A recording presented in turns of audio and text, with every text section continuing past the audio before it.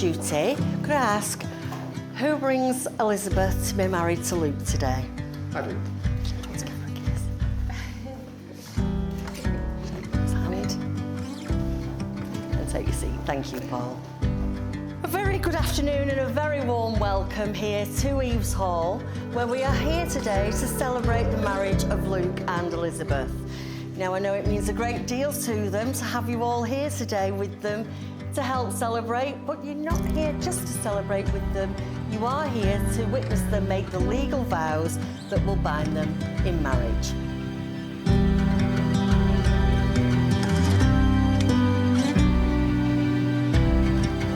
Good afternoon, everyone. For those of you who may not know me, I'm Paul. I'm Lizzie's dad. I'm very proud also to say today, father of the bride. It gives me enormous pleasure to welcome you to the celebration of Lizzie and Luke's wedding. And it really is lovely to see so many of their friends and family gathered together. And I'm sure you'll all agree, what a fantastic day it's been so far. In particular, I'd like to extend the warmest of welcomes to Luke's parents, Eric and Christine. And to take this opportunity to tell them what a real credit Luke is to them. And how thrilled we are to welcome such a lovely young man into our family.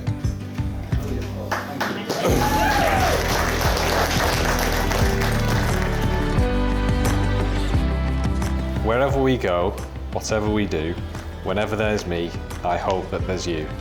Now, money is funny, it can make people odd. You forget to be happy and you live for your job. And fashion is a passion, beset with a flaw. You can dress to excess, but you'll always need more. And a muscle-toned body may sound like a dream, but nobody is better than chocolate ice cream. Somewhere in all the laughter grew a love like none I have ever imagined. a love like none I'd ever imagined. Luke, you are the most loving, Luke, you are the most loving, kind, caring, handsome and fun person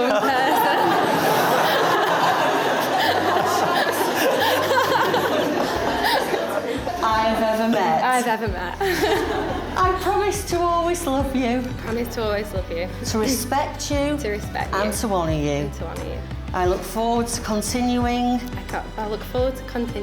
our lives together, but now as husband and wife. Lovely. On behalf of my wife and I, we'd both like to welcome you all to our special day and thank you all for coming. We're both thrilled to have so many of our family and close friends surrounding us here today. Some of you have travelled a very long way to be here, and for that we're truly honoured. I can honestly say that it wouldn't be the same without you all being here, although it would be significantly cheaper. Now I'd like to thank both my own parents. Mum, I'd like to thank you for always being there for me and for your unconditional love and support. I probably don't say it enough, but I'm truly grateful for everything you've done for me. I can only imagine how hard you had to work to bring me up and put food on the table for both of us. I never went without and you always put me first. I know it won't have been easy and you would have been pulling your hair out with stress on some occasions. Flying to Paris drunk and ending up in the newspapers springs to mind. Thank you for everything, and although I'm now married off, I can say that our mother is the son's first true love and I love you more than I know.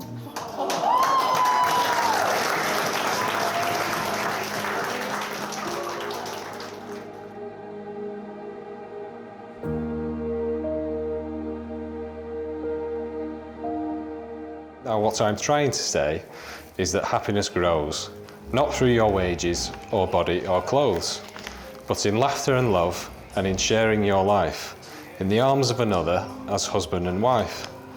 So when you find someone who's weird just like you, who laughs when you're stupid and who makes you laugh too, when you sit on the sofa, not hiding your flaws, as imperfectly perfect as the hand that holds yours. Elizabeth, I give you this ring. As a symbol of my endless love for you. All that I am. And all that I have. I bring to you. May this ring remind us of this moment. And the commitments I have made to you. So, Luke and Elizabeth, you have both now made the declarations prescribed by law. and you've made a solemn and binding contract with each other in the presence of your witnesses, family and friends. And having symbolised your marriage with the joining of hands and the giving and receiving of rings, it is my privilege and indeed very great pleasure to tell you that you are legally married, husband and wife, and Luke, you may kiss the bride.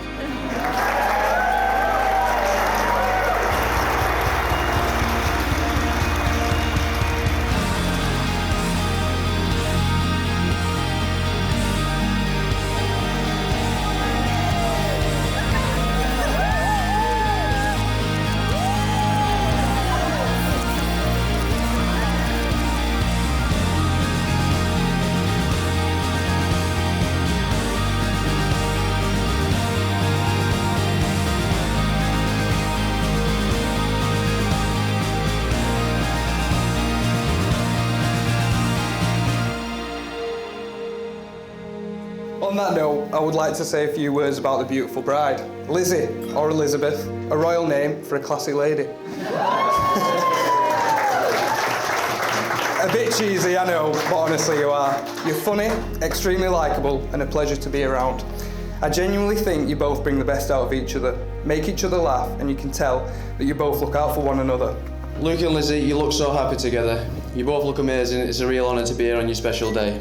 Eric and Christine, you should be very proud of the way you brought Luke up. You both played a massive part in moulding the man you see today.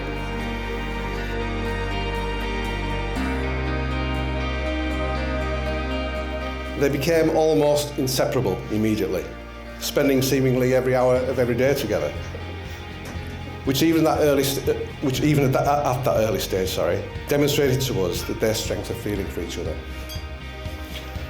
So when the pandemic hit about 12 months later, Wendy and I thought that the right thing to do would be to invite Luke to live at our house.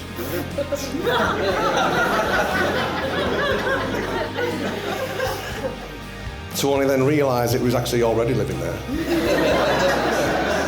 And had been for some time.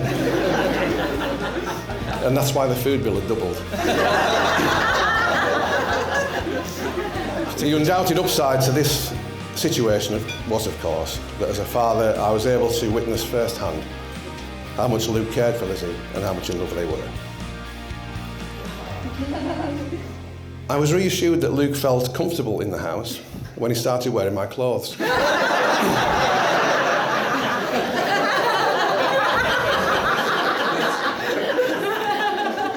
More specifically, my underpants. The choice is made. You give it all to live and give and take.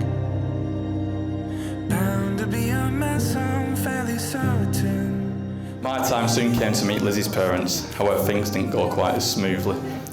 So for some reason, me and my mum didn't have an ironing board. We had this small travel one about the size of a shoebox that looked like something the borrowers would use.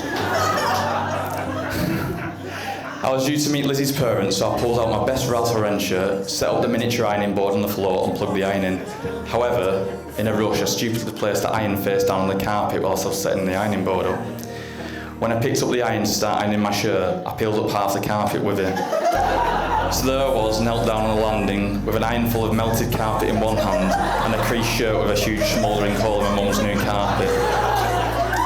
To give you a flavour of what I'm talking about, it recently popped up on my Instagram memories. Here is what I'm talking about. Upside down, sorry.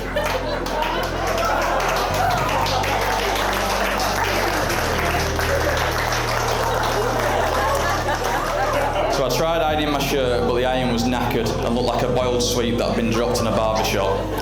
So I quickly gave up and decided to get out of the house before my mum returned. I threw on my creased shirt, smelling of burnt nylon, and quickly made my way over to Lizzie's. And I come on for that. Bound to leave a mess, I'm fairly certain. You never really know until it's falling apart. As suspected, Luke then asked for permission to propose to Lizzie. And as much as I appreciated the efforts that he'd gone to the previous evening and apologising for our regrettable absence, I'd had time to prepare a couple of questions for him. Luke, do you realise what you're doing?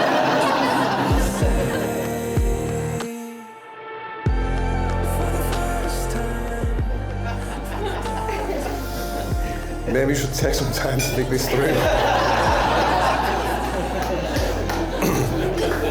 But he was unwavering. And all joking aside, we could not have been happier. Luke asked Lizzie to marry him a few weeks later in South Africa, and the rest, as they say, is history, and has brought us all together on this very special day. Never wanted anything more.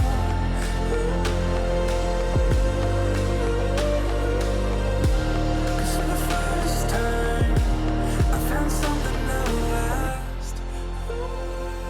As I stated before, when I first met Lizzie, I thought how lucky someone would be to have her in her life.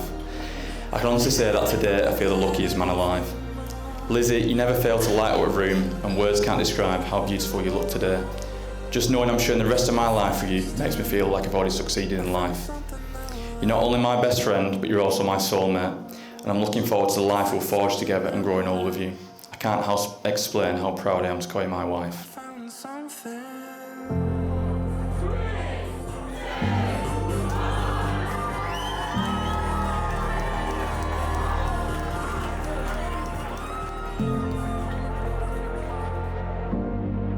Luke, you've had many nicknames over the years.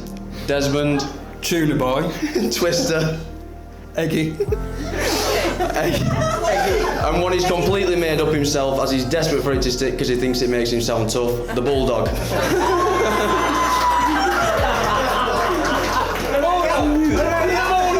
The Emerald as well, yeah, we'll put that one in.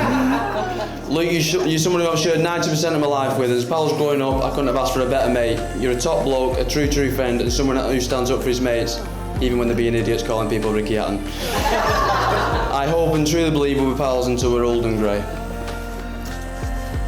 You're a great friend to the both of us, and we're ecstatic that you've actually managed to wife off such an amazing woman. Can we both ask everyone to raise a glass for the happy newlyweds, Mr. and Mrs. Harding?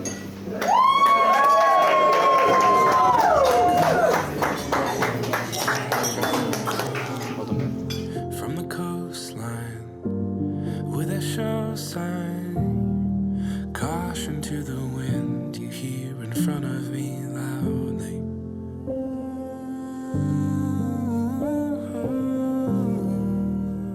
As I look at Lizzie today, I cannot help but to recall and reflect upon all the years I've been lucky enough to watch her grow and blossom into the beautiful young woman, both inside and out, that she is today. She has a naturally warm and engaging personality. She's considerate of others and dependable, demonstrating the true caring qualities any friend would want in a friend, or indeed any family could wish for in a sister or daughter. And I'd just like to take this opportunity to acknowledge the wonderful role models that both Jill and Wendy have been to Lizzie during her formative years, providing her with unfaltering support, stability, guidance and advice throughout, which has had no small bearing on the person she is today. To sum up, Lizzie's just great company.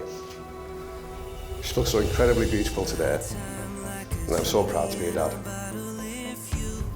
She and Luke are made for each other, and we welcome Luke wholeheartedly into our family.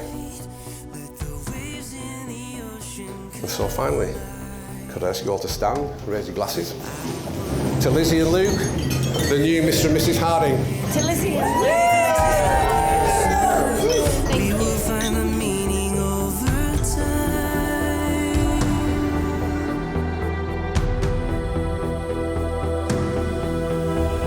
You pull me away in a stormy tide. I'm caught up in. So here's to you, Lizzie, we're finally wed. Who knows what adventures wait for us ahead. Although marriage isn't easy or as harder than some, there'll be challenges in our way and obstacles to overcome. However, I'll be there, my darling, through thick and thin, when life gets stressful and your head's in a spin, when the load feels heavy and the road is long. I'll be there beside you to help guide you along. When times are tough with no end in sight, when troubled thoughts keep you up in the night, when you're staying late at work and your computer's just crashed, when life's beating you down and your hopes have been dashed, when you've forgotten your keys and your headphones are tangled, and your phone's just died and your head's all spangled, when the forecast said dry but it keeps getting wetter, I'll be there to cheer you up and make everything better. When you try paying on card but they only accept cash, or you take the perfect picture to find your fingers on the flash, When you're right on time but your train's running late, or you're catching a flight but go to the wrong gate. When you're in a rush but you're stuck in a queue and your parking ticket runs out at 10 minutes to 2. When you come to pay and your card is declined, so you trudge back to your car to discover you've been fined. I'll be waiting for you at the end of the day with a nice glass of wine to take your troubles away. So when times get tough, just take 'em in, because I'll be there, darling, through thick and thin.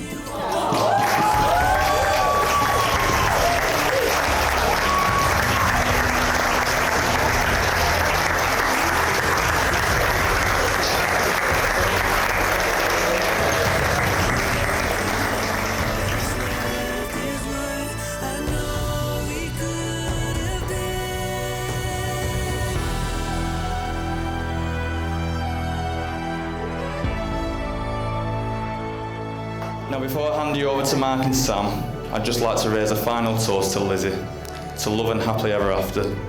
Cheers.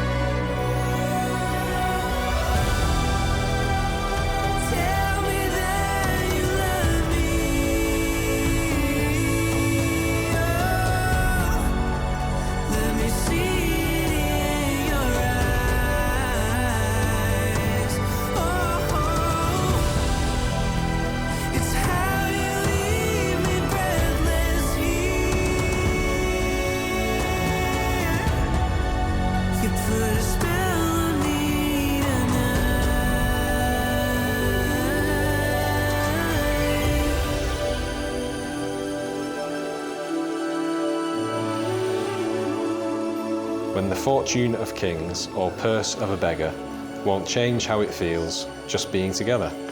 When a cuddle and a cuppa is all that you need, well then, you've found something quite special indeed. Wherever you go, whatever we do, whenever there's me, I hope that there's you.